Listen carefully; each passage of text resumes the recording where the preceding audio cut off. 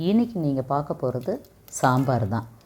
ஏங்க சாதாரண சாம்பார்லாம் சோஷியல் மீடியாவில் போட்டு எங்கள் உயிரை வாங்குறீங்க அப்படின்னு நீங்கள் சொல்கிறது என் காதில் விழாமல் இல்லை.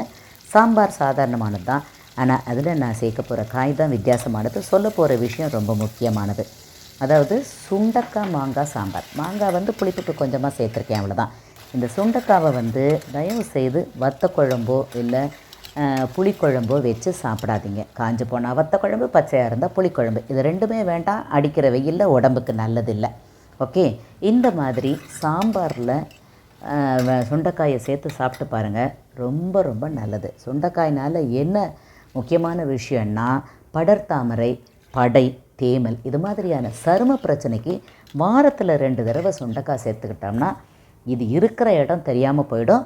பாகற்காயும் அதே மாதிரி சேர்த்துக்கணும். உடம்புக்கு அவ்வளோ நல்லது, பார்த்துக்கோங்க. அதனால் எதை எப்படி எப்படி சாப்பிட்ணுமோ அதை அப்படி சாப்பிட்டாதான் நம்ம உடம்புக்கு நல்லது.